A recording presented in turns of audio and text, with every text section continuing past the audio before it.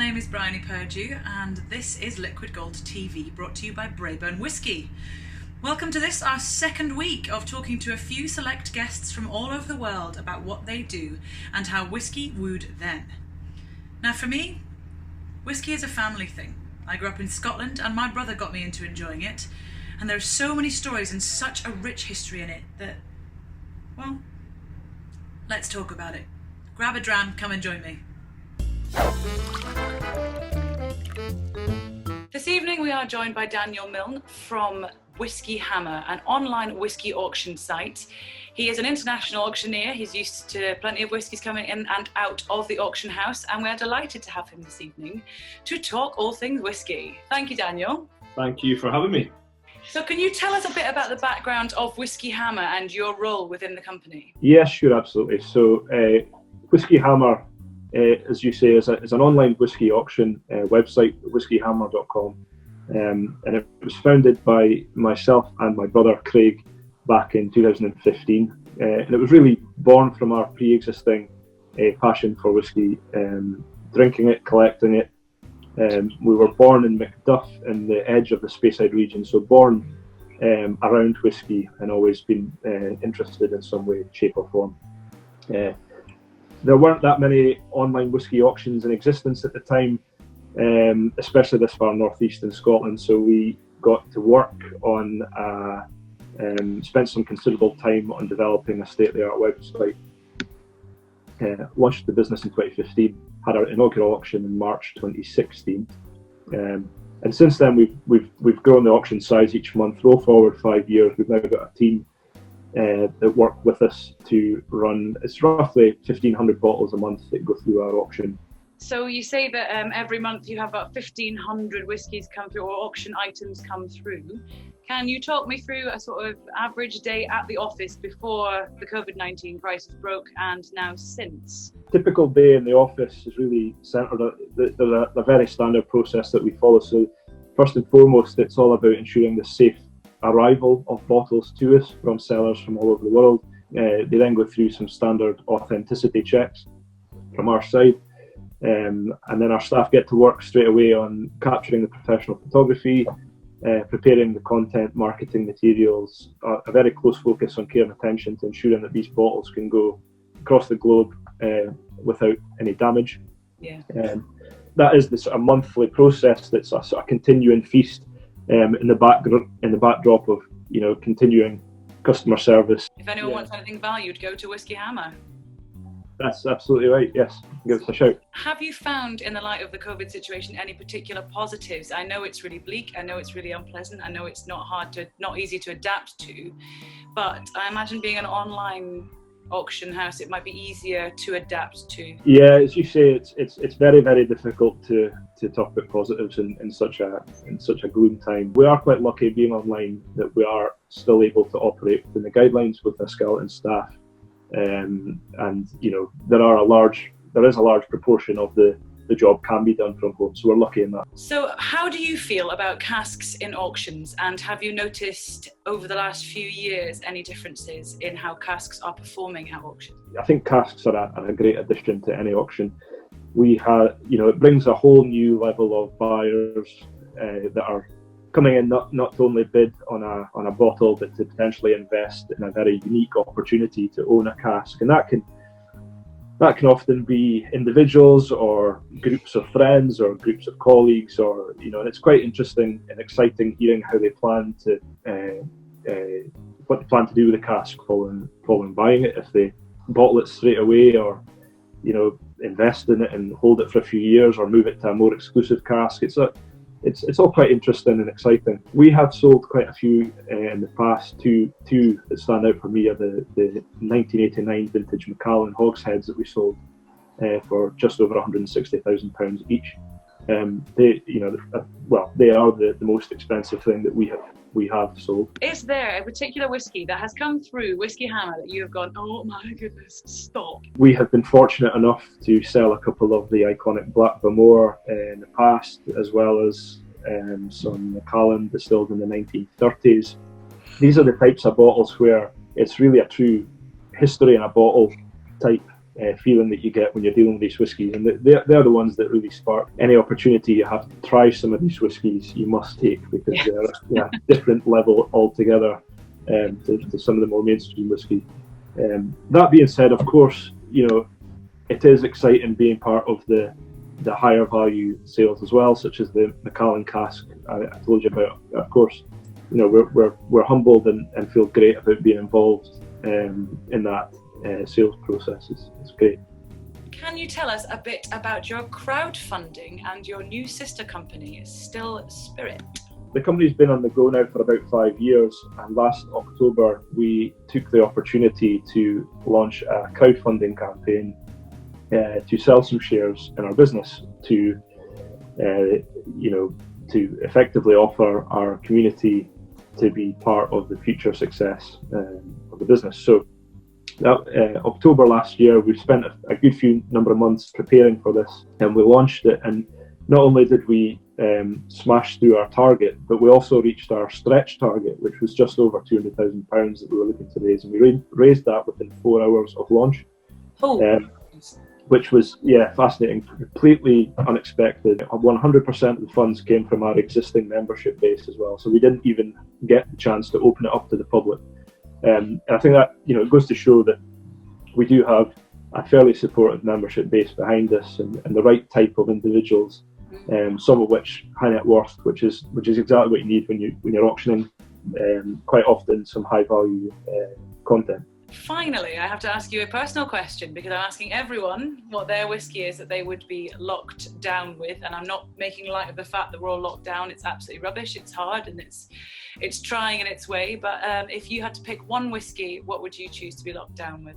I mean, that's a tough question, because the answer probably changes every week, to be honest.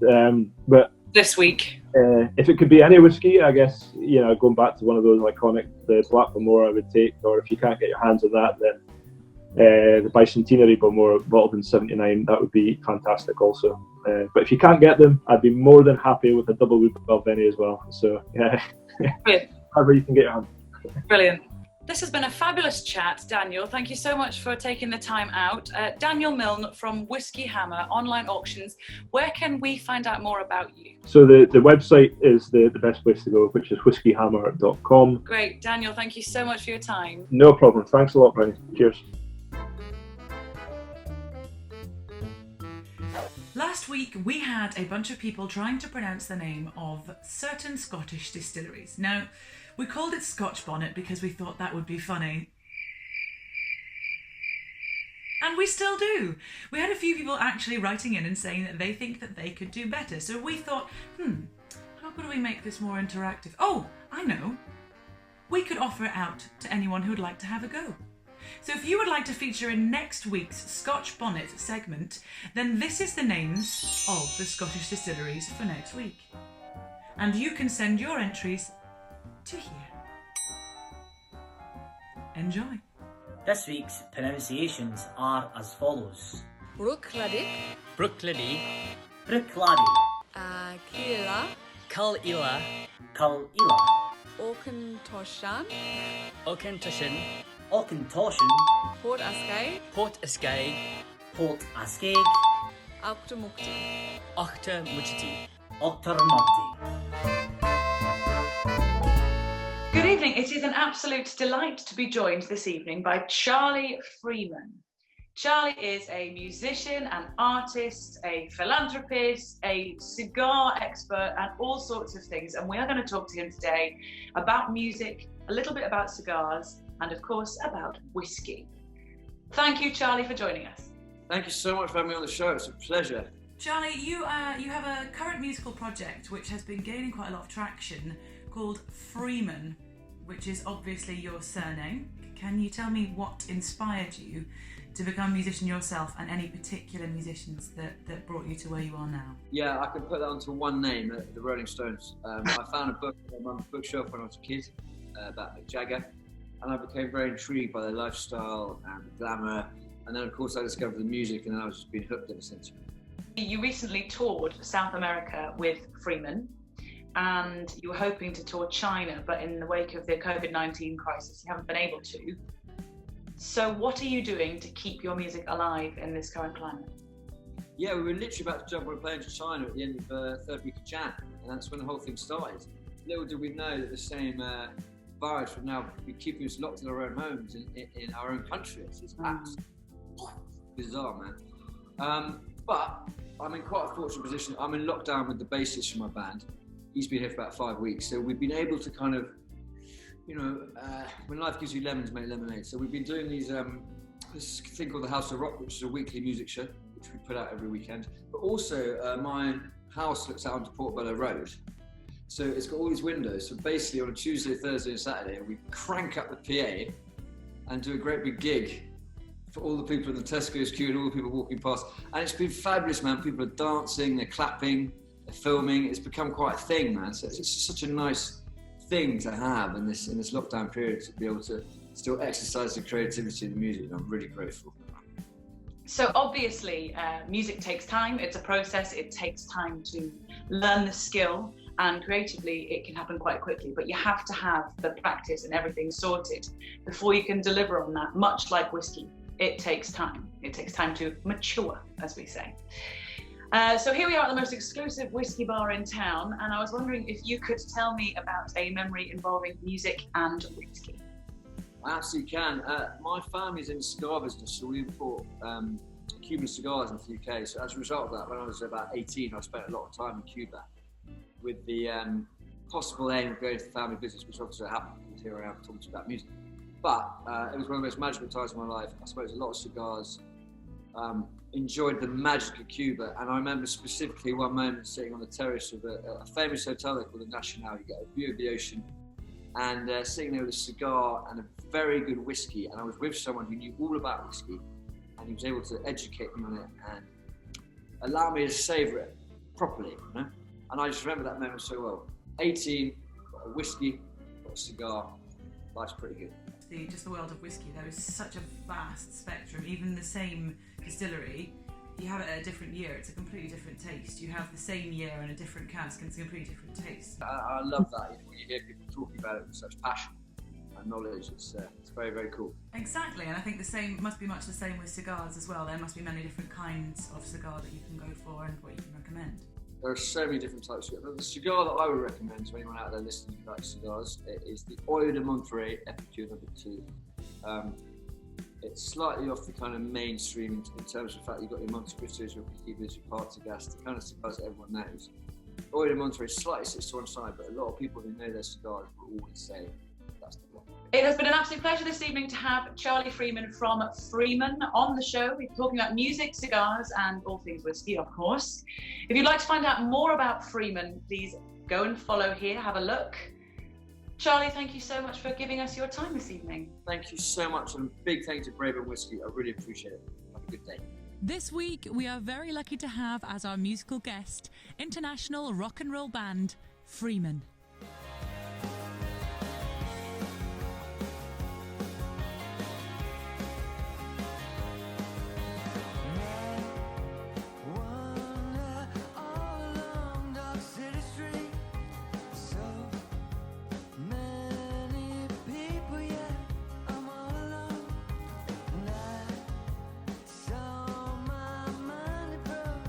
Front of me, and I hear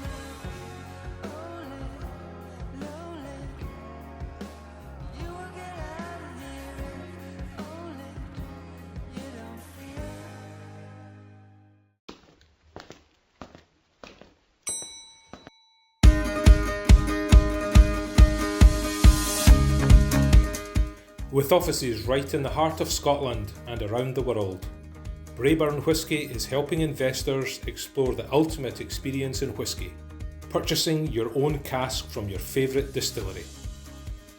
To find out more and explore current opportunities, visit www.braeburnwhisky.com.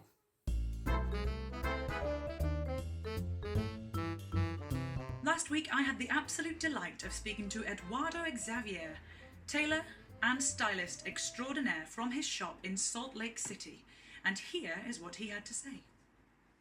When you're off to an investment or a business dinner, it's an important event. What do you think is a really important thing to make sure that you present yourself as well as you can? Of course, I'm a little bit biased, in the industry that I am, being a custom clothing, a personal stylist. Of course, image is number one, but I always say to even to clients, and I used to do some public speaking for CPAs or upcoming CPAs, and I always say that for interviews and network, there's a 7-second judgment rule. As soon as you walk into a door, in 7 seconds, everyone's already scanning you, what kind of candidate they have in hand. So linking that back into whiskey, obviously whiskey isn't something that happens just like that. It takes time. And I think time and history and class, you're talking about the history of the suit as well. They're all things that tie into whiskey. You can't, it's not even called a whiskey until it's been around for 3 years. And then it only gets better over time. So it takes time to get ready, to groom yourself, make yourself look good, and also it's taken time to get where we are with the suit. Yes, that's right. And you're talking about the whiskey in general. I think it goes very well with that tendency of wearing a suit. Definitely, I serve whiskey here at the shop with my clients. We have a 90 minutes consultation, and we're going through a lot of questions. And at the end of the day, it's more like a casual meeting between two people. We tend to ask questions, but everything is like it runs in a conversation. And a whiskey, it just goes so well. And when you find that client that actually drinks the same kind of whiskey that you do, or understands what you are drinking, it's kind of like it just takes to a different level. You become like family. That whole there's so many different kinds of whiskey. There's so many different ways to dress and present yourself.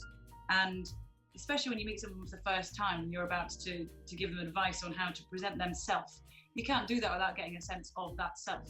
I need to combine the understanding of the lifestyle of a gentleman for me to understand that we belong to the same era or style or even understanding. Because a lot of guys tend to kind of like look at me and say, I can't dress the way you dress, but at the end of the day, maybe you can drink the same drink as I do. You know what I mean? So there we go. There you go. I tend to drink, talking about whiskey, I tend to drink and only for the last years, Lagavulin or Lefroy, anything from Islay, it's my favorite. I tried many whiskeys in the past, but I think these days I have a particular palate that I'm after. As a gentleman gets older, as we all get older, our tastes change, and not just our actual taste palette, but our taste of what we like, how we like to present ourselves, how we like to dress. And that's the reason why it just can look a bit strange if people don't match to what they've matured into. It just looks a bit misfitting, doesn't it? Yeah, and this is a tendency that we see these days, that a gentleman doesn't have really a style. They sort of buying what is available, what they think is available, and it's becoming more like okay, I need a suit and let me grab something from off the rack. That's why we're here. We're trying to educate back to those days that guys actually look, touch the fabric and feel it and thinking about it. There's more to it. Waiting for the suit, that anticipation, that those 3-4 weeks waiting for my call or my appointment. It's kind of like really interesting to see. I'm part of the group on Facebook, and we call the 21st Century Gentlemen, and we see that a lot of people out there are believing that the suit is really deteriorating through ages. It just doesn't exist anymore in corporate. It's very little, and only a few people are kind of like still using the suit as not only as a uniform. That this is the point that I'm coming to. People are just using a suit just for a uniform, where I think that it's like a taste of a scotch. You should drink that scotch, and the better, the older it gets, the better it gets. Like this suit, it's a modern suit of something old. It's a tweed fabric, even paisley styles. This is, again, there's so much history behind all those things, and I think that this is a great thing of wearing modern items with history. Same thing with scotch. If you go back with the whiskey, it's that history there so much. This is so perfect. I mean, literally, I could have fed you any of this, and it's just amazing that you're coming back with all this. So saying that, it's when you understand more about the drink, it's so much more interesting to drink. When you understand more about the suit, it's so much interesting to actually to wear something. The layers, that the work that goes into here between the lining and the fabric, the canvas, the stitching, the way they do it, and understanding the purpose of buttonholes, pockets. Why was this side and why is not this side? And small little things like that, the surgeon cuffs. When you understand that, and that's what I try to do with my clients, educate them. Tell them it's not only buying a suit, picking a fabric and get out of the shop. It's more to it. There's so much to it. Same thing with understanding why Islay Scotch and Islands, they taste different. You've got me really intrigued, and I would like to be educated now, if I may. Why is the buttonhole on that side? The buttonhole on this side has two stories. There's two stories here, and it's related again to British history.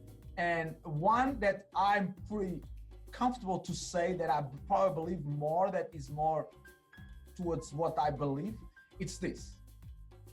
There was a button over here, and this was to do this. Okay, great. So it was cold, when you were too cold and you wanted to cover yourself. So there was a button under here, and this was too.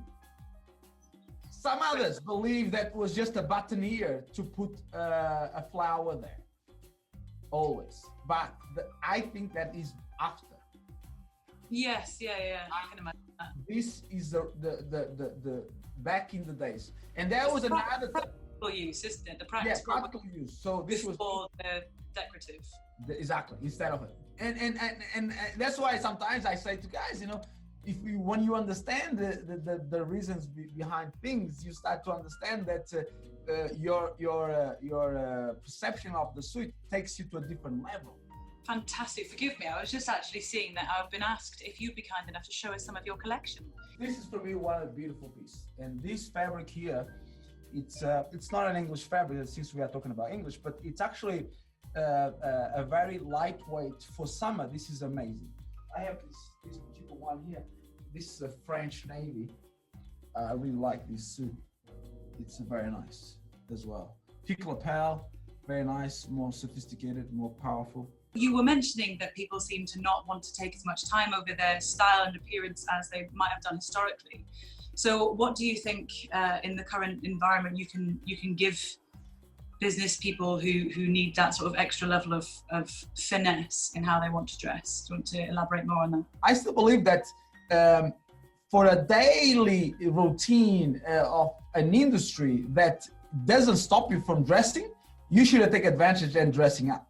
I believe that the more you push you to enhance in any subject possible, number one is your image. Number two is the way you write. Number three could be, let's say, the way you walk, whatever. It's so many things that you can do to enhance your image and so people get the memory of you as quick as possible. It's been an absolute pleasure. We have Eduardo Xavier from his shop in Salt Lake City, the European Custom Tailor.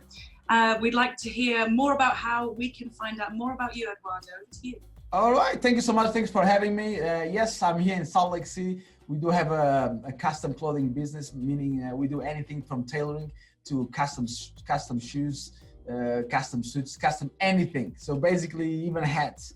My business is European Custom Tailor. You can find me on the web, europeancustomtailor.com. And as well, you can follow all my tips through my Instagram, and it's Eduardo Xavier _ the European. you find me there, and follow, reach out, ask me any questions. I know I'm always replying to all my followers and helping them to look better.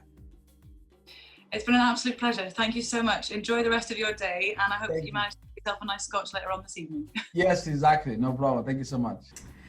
And that brings us to the end of week 2 of Liquid Gold TV, brought to you by Braybone Whisky. Join me for another dram next week.